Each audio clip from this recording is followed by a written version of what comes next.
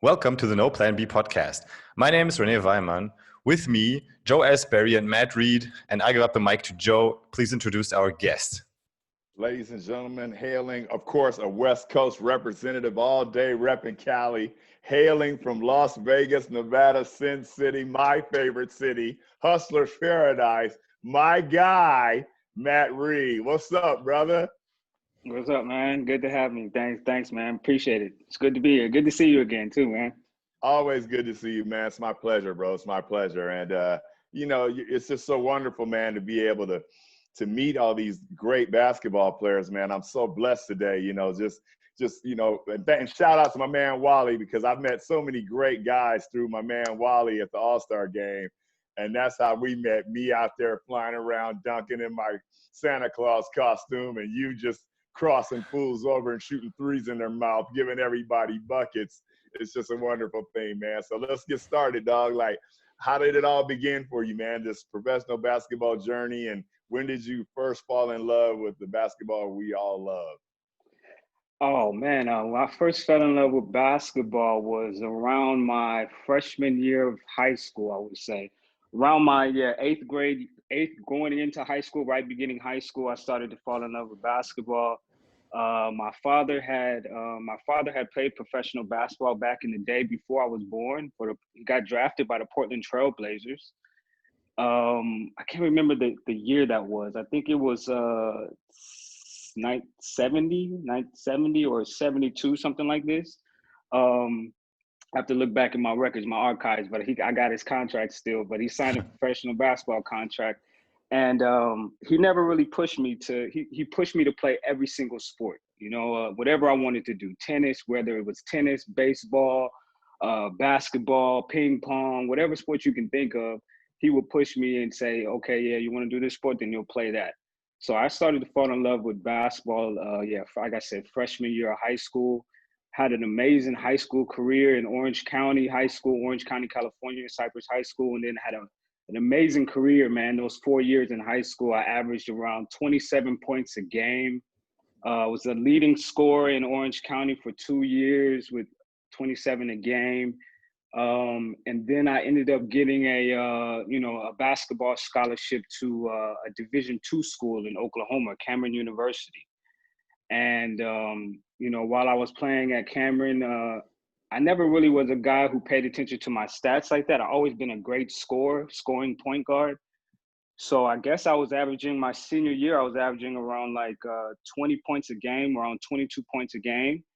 And then out of the blue, out of nowhere, an agent contacted my coach in middle of my semester in January, and he said I had an opportunity to play professional basketball in Germany. So this was back in 2007. So back then, I really didn't have the research of it. I didn't know anything like this about agents or anything like this. And when I spoke to the agent, he said, yeah, you're the second leading scorer in points per game in the entire Division II, all in the entire nation. So then I look back like, oh, wow, I didn't even know that. So it was pretty cool to actually find out that from an agent. And then it just shows you, if you don't really pay attention to your stats like that and just work hard, then things will work well for you at the end result. But anyway, long story short, he said I had an opportunity to play in Germany. Then I asked my father, what do you think I should do? My father said, yeah, you never know. You can go to Germany and end up, living a whole new life. He had a friend who went to Brazil and played professional basketball. And now his friend lives in Brazil and married in Brazil. So he said, you never know, take the opportunity. It's a chance, it's a blessing. And then just see how it goes. So me being, very, I would say, not very educated on how it worked in Germany. I thought if you play professional in Germany, it was only one league, you're a pro. So it's just one first league, everything like this. So when I got over here, I realized I was playing in Regionalliga. So I didn't even know that it was 4 divisions then. And in 2007, it was a first league. Then you had a second league, second Bundesliga. Then you had Regionalliga North, Regionalliga West. So really it was like the third division. And then I was in the Regionalliga West playing in Schwelmer baskets. So me coming from from a huge city, being born in California, Long Beach, California, then moving at the age of 20, 21 years old to Las Vegas, Nevada, and then, coming to a small city in Germany and trying to play professional basketball in Schwelm. So it's like a totally crazy culture shock, just changing up the whole culture. And then culture shock for me as well. I remember calling my mom 2 weeks after I got here, 3 weeks after I got here, and said I want to come home. Because like, this ain't Vegas, baby. This is slow. Man. Why? What was the worst thing here? Okay, well, the first shock that point. was they pick you up at the airport. You get picked up at the airport. They bring you to the city where you're playing. Then they bring you to they take your photos with the manager here and there, and then they take you to your house. So then you get to your apartment. So after like 5 minutes, they drop you off in your apartment. They say, okay, if you need us, call us. Here's the number. And we'll come back and pick you up in the next 3 hours for dinner. See you in 3 hours. Ciao. So boom, gone just like that. So I'm like, okay, cool. Let me turn on the TV. I grab the remote, turn the TV on. Everything in German, nothing in English. Only English channel I could get was CNN. So, international news. So I'm like, oh man, you know what I mean? What's going on? So the only English thing I could watch was DVDs as far as movie, but I don't have a movie membership to go even rent DVDs at the movie center. So It was even tough to even do that. So like I said, it's going on with three to 4 weeks with no TV and just going to work out and going to the gym and not really knowing where. And then my car is not available yet either, because you don't really get your car back in the day until your 4 weeks of that training camp is up, and then they know you're official, that you have a contract to play for that entire year. Yeah. So a lot of guys don't know is you can get sent home 4 weeks after you get to Germany, because those 4 weeks is really, you're on like a probation type of period. Like they want to see how you look, they want to see if you're in shape, and in those 4 weeks they can evaluate you. And if you're not good enough at what they thought in your highlight videos, then you can get sent home right away, and then they can bring in a new player before the season even starts. So they told me my car will be there in 4 weeks. So without having a car, the TV like this, I had called moms and I was like, I am coming home. I can't do this. So she said, no, stick it out. You worked hard for this. This is a blessing in disguise. Stick it out. We're not quitters. We don't quit anything. And then as season started to get the ball rolling in season, I started to really play well playing in Schwelm. And we won every single game up till December and lost one game in December, lost one game in the entire season, and ended up not moving up, because back then it was the first place team moves up, not just the first two teams in the league get to move up first and second place. Exactly. So we tied for first place, but we the tiebreaker with the first place team, they beat us with the tiebreaker. And yeah, it was over just like that. So afterwards, I had to claw my way back from the bottom. After you play in Regionalliga in Germany, a lot of guys don't know, when you start to play in Regionalliga, it's hard to get up to the first division. It's not that easy. You know what I mean? You can average 30, 40 points a game in Regionalliga, and you say, okay, next season, I'm going to contact the first division team. And a lot of teams will just tell you, well, you played in Regionalliga. So you didn't play in no second league, Pro A, Pro B. You didn't play in Pro A. So why should we take you as a first division player? You can't play in the first division because you played in Regionalliga. So there's ballers all over that can hoop, man. You know what I mean? But it's tough. And so I kind of clawed my way up year by year into the first league. Never played first league, but I helped teams move up to the first league. For example, in Festa, we moved up from Pro B to Pro A. Then I helped them move up from Pro A to first league. And then when I decided to not play in the first league and just play my last year of my career in Artland Dragons to help they had a really good project. I like what they're doing. They're trying to get back up to the first league too one day. So it was to help them. So I had a lot of experience with teams that wanted to move up, which makes that experience a lot better too. And it makes, when you're playing for something, it makes the journey a lot better when you reach that achievement, you know. Man, most definitely. And thank you so much for sharing that, man. So all of the guys that are out there, man, specifically the Americans that are really chasing that pro basketball dream, that are, playing in lower leagues, listen carefully. Now, if you notice, there was a process that went on, okay? Matt was great in high school. He was great in college. He didn't just fly over here after averaging 20 a game at the YMCA and then say, okay, I'm ready for the first league, like a lot of you delusional basketball players are. That's first and foremost. Second, at the end of the day, even though you didn't play in the first division, and I can say that now because I'm well known and I say whatever the bleep I want to say, it was like a criminal act that you weren't allowed to play in the first division, because that shows you how goofy a lot of these managers are, how goofy a lot of these coaches are. A lot of people don't see talent. And I'm here to tell you, just from my perspective, that you can easily play in the first division, probably now, because you were that great of a basketball player. I'm not saying that because you're a friend. I'm saying that because these are facts. Because all of those teams that moved from Pro A to from Pro B to Pro A, or from Pro A to the first division, without you, those teams would not have done that. So let's be clear with that. So the moral to the story is, come on over here, enjoy yourself, be humble, and put in work. And if you put in work, then you'll be sitting in a situation and have a great career like Mr. Reid has had. No, and that's the big story about it, is that when I played over here at Regionalliga, it was hard. I didn't realize playing in Division II basketball is tough to come over here and start right away into a first league team, because a lot of the management and a lot of the guys behind the scenes are saying, well, he only played in Division II, so he averaged 20 points in Division II, but it's not Division I. And I'm like, yeah, but I'm better than the guy who averaged only 5 points in Division I.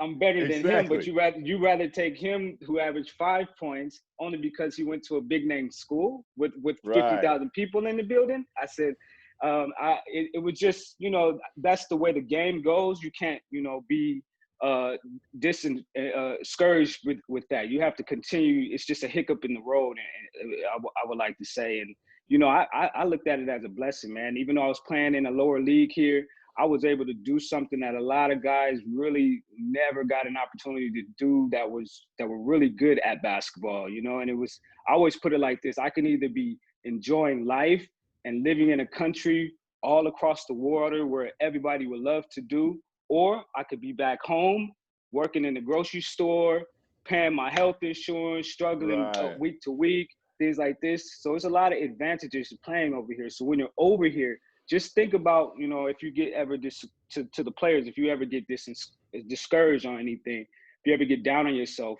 or stressed, just think about how lucky you are to be over here. You know what I mean? Because it's millions of players that would love to be in your position, and they'll make the best out of it.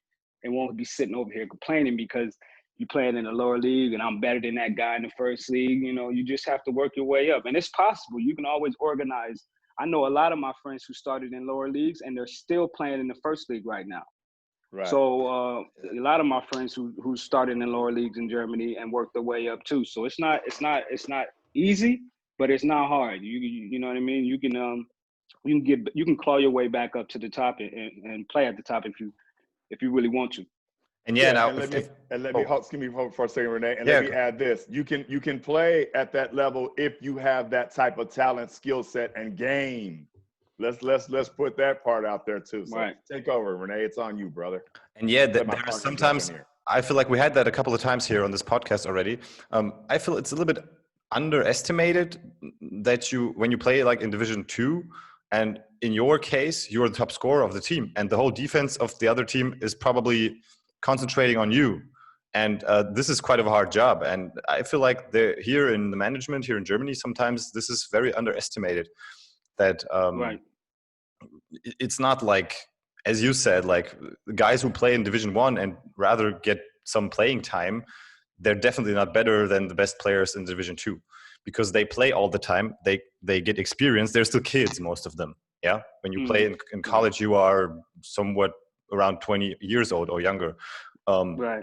You still get experience from playing somewhere. And I would rather pick a player who's really good in a lower league and went through that, through all the struggle and experienced all of that and played all the time and had that defense putting on him, rather than someone who, okay, he played in Division One, but what did he do? Like, where's his playing time? Where's his experience?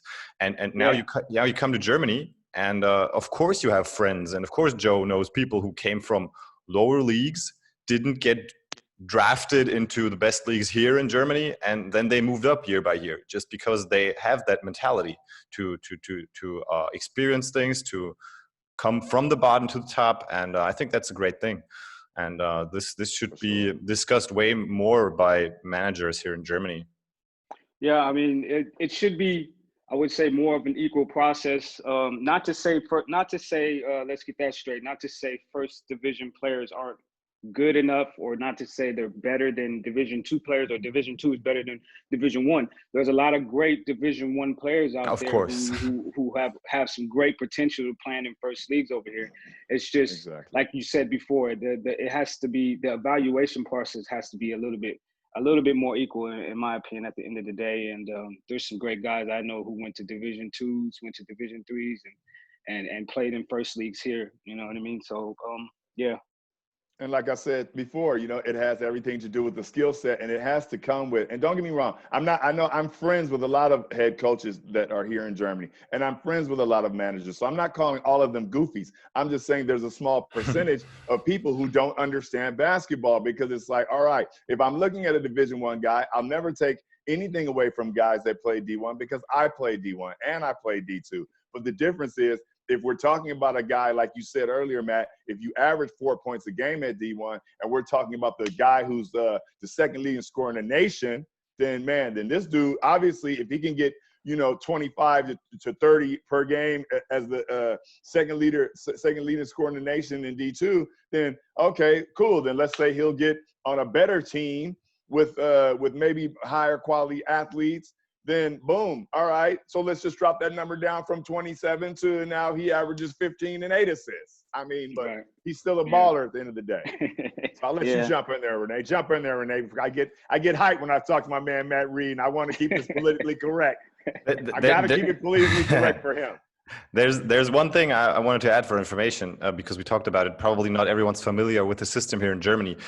We had this Regionalliga thing. I think it changed in 2008 or 9. I can't absolutely remember, but by the time you were here, to the Pro A, Pro B system, it's quite new already. And now the Regionalliga is like only the 4th league, because they have 2 second leagues somehow. And that's a new thing for development. I think for the whole development of basketball, it was better to do that. Right, I think so too as well. Way better, and now it's a little bit more. I would say diverse. Absolutely.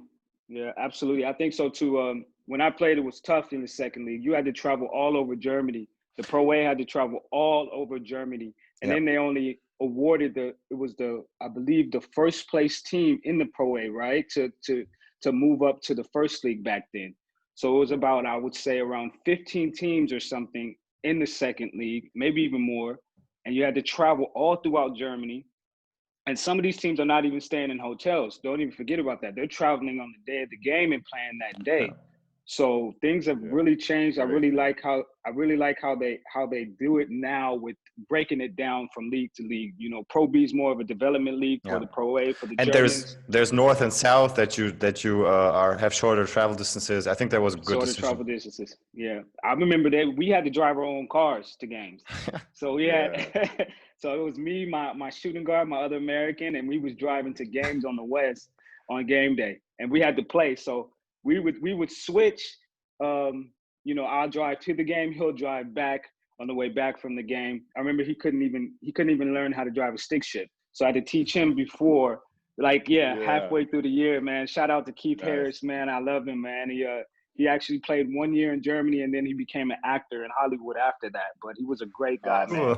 Nice. He had a great small forward, man. He can do it all. But like I said, we had to drive to our games. So imagine driving your car with stick shift, using your legs, and then going out there and having to play on a top level performance, because you're the American on the team. So you got to give your top performance. Yeah. That's the struggle. Yeah. Oh, and let's fast forward a bit because I really want to get this in before you run, man. I really love what you're doing with your recovery kit, man, because especially a guy over here right now with one leg, man. When I think about in my playing days, all the high flying I did, man, and of course I didn't have any form of a recovery kit like the ones you got going. I mean, it's just a beautiful thing, man. So can you please talk to our listeners a little bit about what you got going now? 4 years, let's just say 4 years before my career ended, I got an injury. And I was in great contact with our manufacturing CEO. Then I had a great relationship with him. He's a CEO, manufacturing CEO. And I just was telling him I've tried every single recovery system on the market, and I just can't get back to getting healthy very fast, rapidly. And he said, man, look, check this out. Try this system out and let me know how you feel afterwards. So I tried the system. It's a compression therapy system. It's similar to Normatec. We call ours the V12 Pro. And it's just, it's made in Germany, German engineered, medically approved. And once I tried it, man, I was like, oh, this thing is great. I mean, I had tried every system on the market, being on the American market too. I've tried everything, but this one really helped me recover from games, help my rehab from injuries come back even faster. And then that was 4 years before my career ended. So I kind of talked to the CEO coming up to my end of my career, and I was telling him, hey man, you should really give me the opportunity to put this on the market. If you put this on the market, I'm letting you know now, there are basketball players out there in the entire world that will love this system.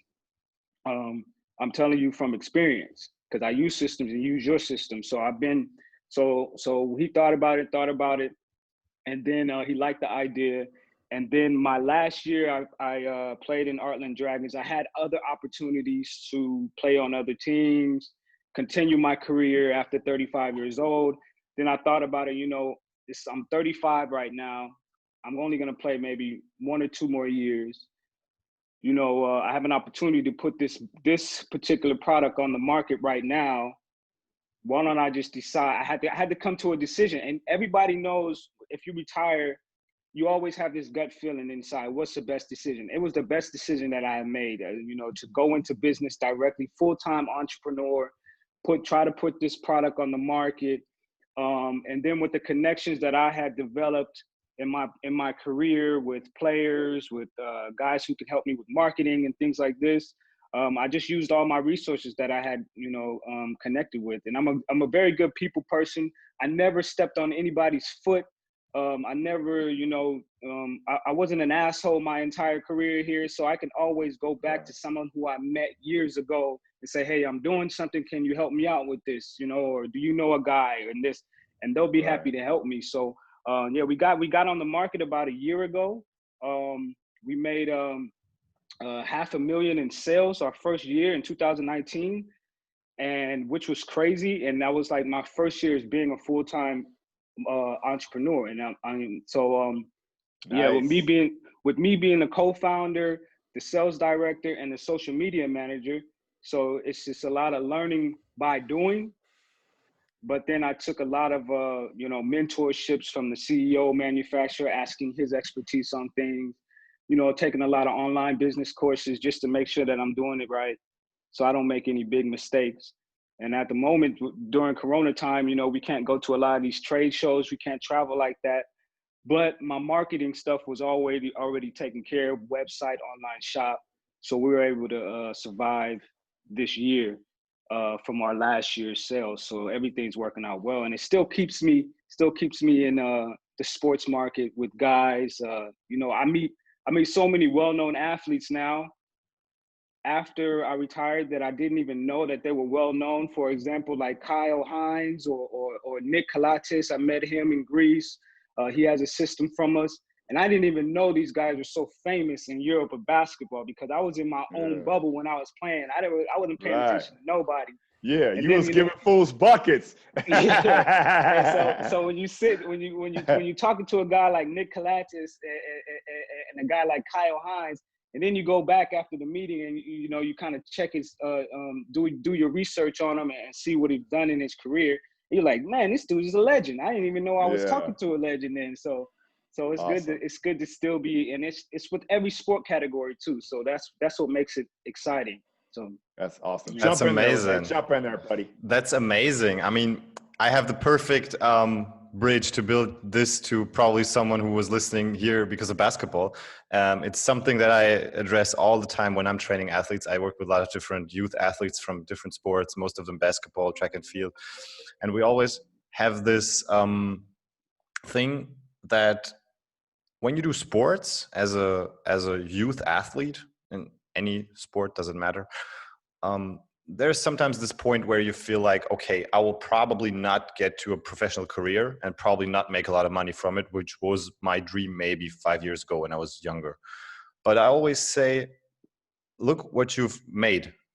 You've been through all of this. You learned how to be successful in something in life. You made sacrifices. You learned a lot to be on that top level that you definitely are. Even if you're not going to make money from it, you still made it to you reach your goals, probably whatever it was, competing in national championships, playing in front of 1,000 people, whatever what was your goal.